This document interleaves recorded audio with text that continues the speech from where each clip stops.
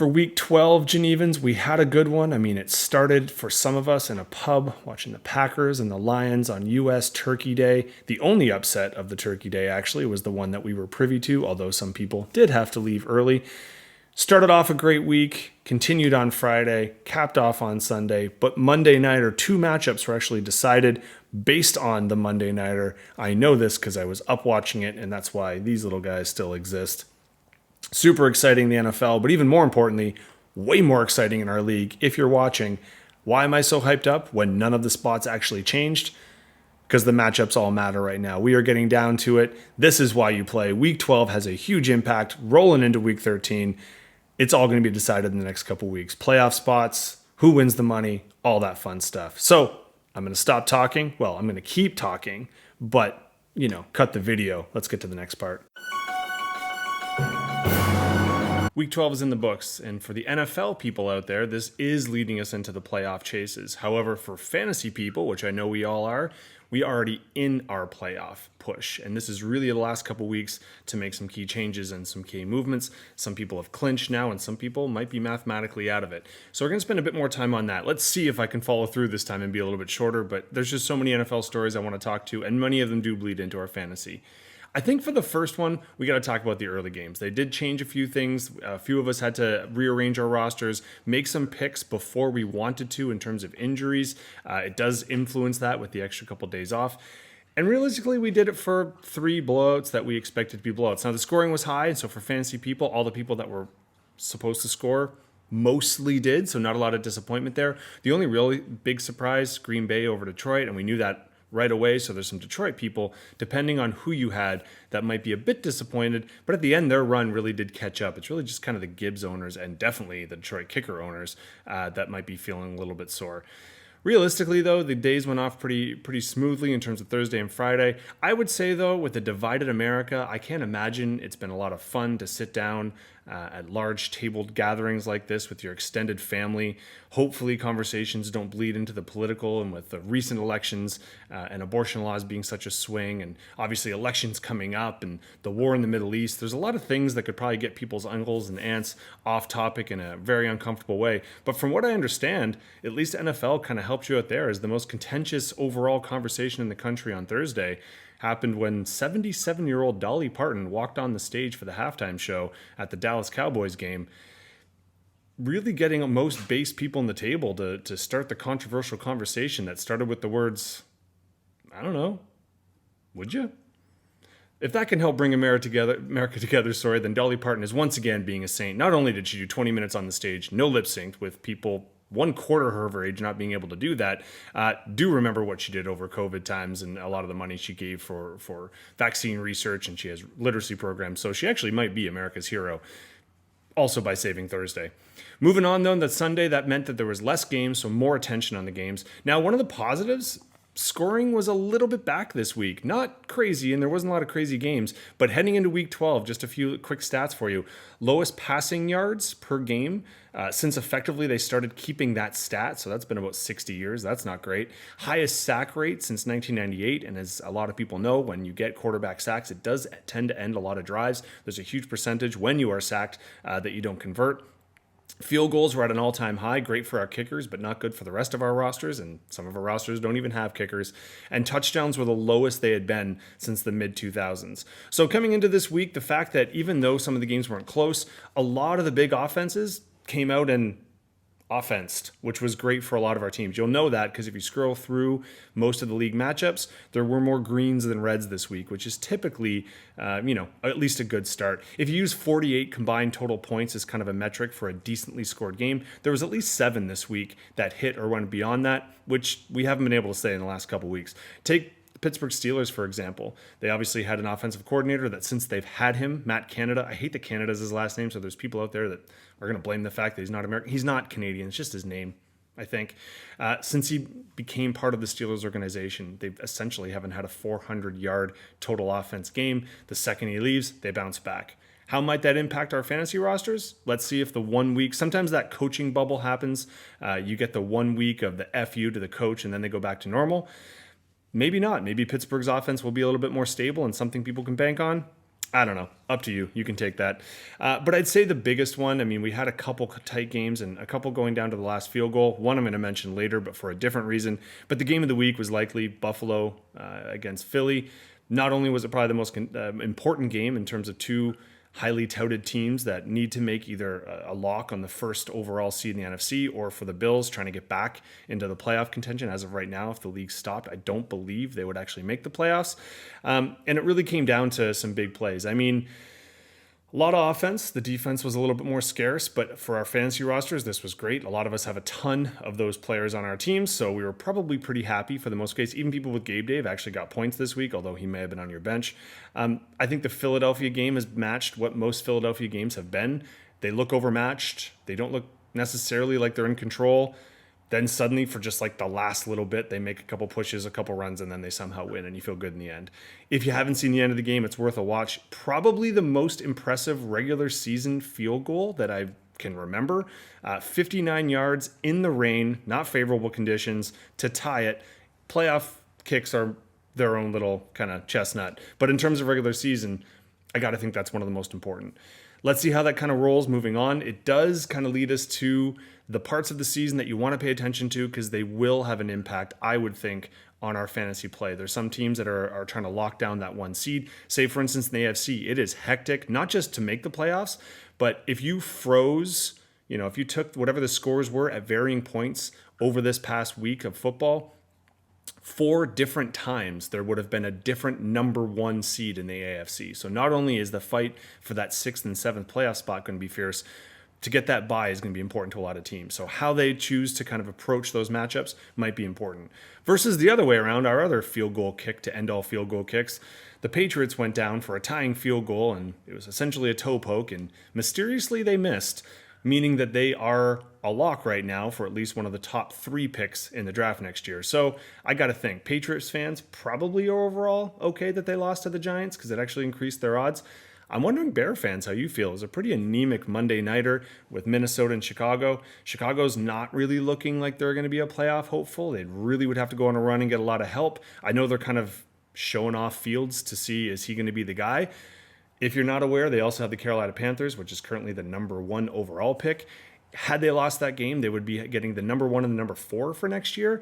They did win the game, so that's no longer a thing. So I got to wonder, Chicago fans out there, if you're really happy about that last-minute win, or if maybe you would have been okay with a loss there. Speaking of next week, we're going to get right into it. It is an important one for all fantasy leagues. We are approaching the playoffs. A lot of last-minute things. A few people are starting to lock in their playoff spots. A few people are getting eliminated. We'll go over that when I go over each of the leagues. But I got to mention the bye weeks. This is going to be big. 6 teams. Once again, NFL is doing it to us one more time.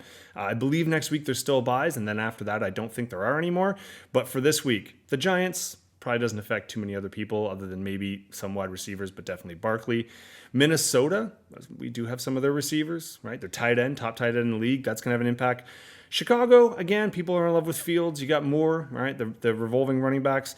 Vegas, Jacobs has been an asset, Devontae Adams. But I think the big 2, Baltimore Ravens, Buffalo Bills, both of them are out. Both have most of their offense covered by us, and their defenses, and their kickers. So we're going to want to get to it. How are you going to react, and what should you do? First, maybe we do the matchups. Then let's think about next week. Our top scoring team this week ended up bumping into our lowest scoring team this week. That's why the differential is almost Paul's total value at 77.48 was the difference. Now, normally that would mean I would save this till the end, because then Paul would be the one to owe drinks. But remember, Paul already owes 2 rounds of drinks, and he's already had the 3rd week being the dead week. Him, Kelsey, and Frankie, same. So now we pretend like their scores do not matter in the beer sense; they matter in their important people sense.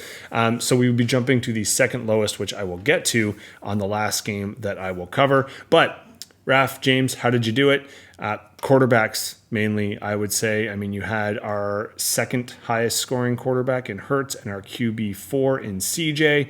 If you take a look, you had Dallas's defense, which was tied for our second best. Actually, if you'd like to see the team it was tied with, You're on Paul's bench, unfortunately, and I feel bad, Paul. I've been goating you into making changes, and you finally made some changes, and some of your changes did not work out. I don't know if you would have put Denver in anyway over Cleveland, although consider them. It's the matchup thing, and Cleveland now down to their third string quarterback. Pacheco's been in your lineup for the last little bit. Having him in might have been nice. He actually was our running back 5. But I don't think those would have helped you out. You kind of had a lower quarterback performance, whereas Raf and James kind of went off. And obviously they had their usual suspects in Stevenson, Allen, even St. Brown did just fine. But I think their big kind of push was good enough. They did leave some stuff on the bench, but like I said, they were fine with everyone that they chose. Paul, I think it's going back to the drawing board. You're now tied for 7th, and I'll get to that tie and what it means near the end. Raf and James, the only disappointment you had is you were one pass away from being the top seed this week and actually jumping ahead and being number 1. I will get to that pass because it's quite impactful. It changes this, it changed a matchup, and it changed who orders the drinks. But we'll get to that. In the meantime, Raf and James, you are one of the hottest teams going. You've won 3 in a row. And best of luck to the person who plays you next week. It's me. So let's see if your streak can keep going or if bye weeks are going to get you. I think you actually survive well in the bye weeks. Paul, you're pretty much going to have to win out here, buddy. So don't let moving your roster fool you. It does help. You got to trust me on this one. You'll bounce back next week. I'm going to jump ahead. The second highest scoring team actually played the second lowest scoring team, and I told you I'd save them for the end because that is the drink buying crew, and I like talking about myself. So I was successful over Jules and Lara, but as you can see, not by much. I will tell this story in more depth, but I did actually wake up to watch, or at least skim through and eventually catch up and watch live the Monday Nighter because it had an impact. But for me, my points were beforehand, and similar to the last crew, like I was very quarterback heavy. Now I did actually have a better quarterback option on the bench, but Allen was the quarterback 1, so yay for me. Love was the quarterback 6, I believe, and he was on my bench. Man, Thursday, I honestly thought I was out. We were some of us were out for drinks. We were watching the game, and I had to watch while Love and Watson went off. Later on the day, how Pollard went off, and I thought, horrible start. Didn't really get off to, Gibbs underperformed. I left the points on the bench. Then I had to sit and watch Jules and Lara, who had Dax again go off 4 touchdowns, 300 plus. He's on fire right now. I also had to watch that McCaffrey had a very McCaffrey-esque game. He was our running back 2, but he was the best running back that people started. I will cover that in 2 matchups. Hawkinson was a great call, and he was one of the Monday Nighters I was sweating as him versus Fields was going back and forth. Hawkinson actually caught a touchdown because he didn't have a phenomenal game before that. He was our tight end 4. You also had, a great defense, scoring 15, and that was another one that I had to watch over Thanksgiving. But you were the only kicker in the top 5 that was actually rostered by anybody. He was our kicker 4, but the number 1 in our league. Really, it was Thielen that let you down, Mixon that let you down, and I know we can point to the bench, and maybe you can look at Sling and Sammy Howell, but I can look to my bench too. We can play that game all day. At the end of the day, you were one big play away from, Fields threw a bomb and it changed the life of some, but it didn't get into the end zone. If that kept going and that would have gotten in the end zone, we would have been dealing with a different story and a much more emotional Mike Fisher. So I appreciate it, Jules and Lara. Every once in a while, it's nice to throw me a bone. It didn't cost you any spots. As you'll notice, all of our actual positions stayed the same. We just lost some add drop movement and space in between, but I'll get to that when I get to the end. In the meantime, yay me and Jules and Lara, don't worry, you're still in the playoffs.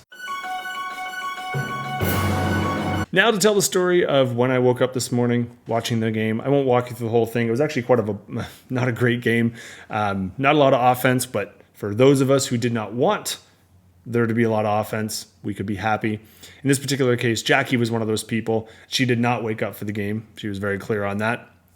But she had a lead while Pamela had Addison and Moore. Actually, at one point you had Jefferson and Moore, we can take a look at, but they did not actually take him off the IR. I have to assume he'll be back because next week's a bye week, so you made the right call. Addison, though, had a very mediocre game, as did Minnesota. Moore was doing okay. He was doing fine. Probably the leading candidate of anyone on Chicago because Fields kept dropping the ball and not all the other receivers were getting too much love.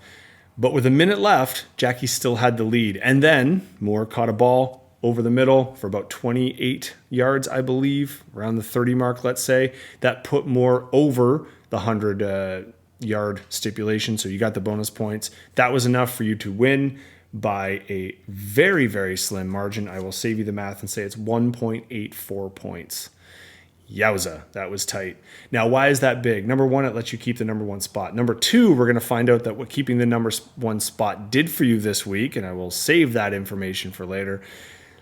Three, you would have been the person to buy the drinks had that not happened. You were lower than the person who currently will have to buy drinks. It would have been the second lowest score, but as I mentioned, Paul is burnt now. We'll jump over him and look for other scores. So that one pass, thank your lucky stars on DJ Moore on that one.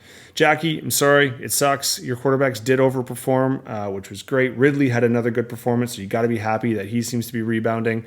Bijan finally looked good in a full, complete game. Our running back 3. Brown, again, second week in a row, he didn't really kick it for you. And unfortunately, your kicker, that just stinks. 0 points. That never happens. He's actually one of the highest scoring kickers in the year.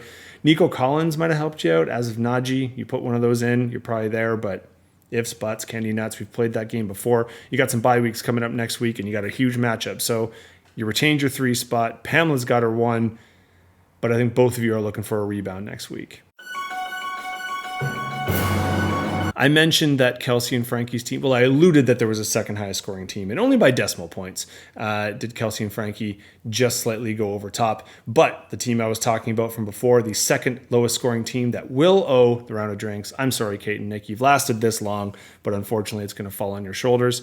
Now, how did this happen? If you look at Kelsey and Frankie's team, obviously you got to be happy with your running backs. They were not in the top 5, but they were just around there and 20 each. Can't be mad about that. Same with Stafford coming out of your QB. Actually, the only team that you had, or the only, I just gave it away by saying team, the only fantasy asset that you had that was in the top 5 was Miami, and they were the number 1 defense, so congrats there. But it was just consistency, right? I mean, Johnson didn't massively underscore, and even your kicker got you a few points. So when you get points from all entities, then you got a bunch of 20s and high teens, should be good enough. On your bench, there were some options. In fact, the one that you got to be kicking yourself with, Williams was our running back 1 this week. He came off the injury, and who knew? 143 yards. Apparently, he's just on the field all the time. Also had 61 receiving yards, over 200 total yards. That's going to get you points. Now, on the other side, Team Kickass, the only thing you might be kicking yourself, on Thursday, I think you felt great with your decisions. However, Goff would have been a better call over Dobbs. Evans also was our wide receiver 1, and he was on your bench. Now, if you look, I totally get it. You had 3 running backs that you thought would be strong. Hall's the only one that underperformed. Jacobs had a great performance with our running back 4. But it's not like your wide receivers didn't do a great job. CeeDee Lamb and Samuel have been carrying you all year. I would get why you would go with them. So it's unfortunate. Kittle really let you down when you needed him the most, as did Dobbs and Hall. And Kansas City against Vegas, I mean, they should be putting up more points than that with the kind of defense they have. I think sometimes they take weeks off. Either way, I know you're disappointed, but again, you held on to your spot. You didn't quite cross the threshold and get up to challenging Jules and Lara, but you didn't lose ground, really. You can live to play another day. Kelsey, Frankie, you're now technically tied for 7th. Paul's just got you on points, but you're still alive. You got a chip in a chair. I don't know if it can work out for you, but I know mathematically there is a possibility. You pretty much have to win out, and you got to score a bunch. So, hey, this is a great start.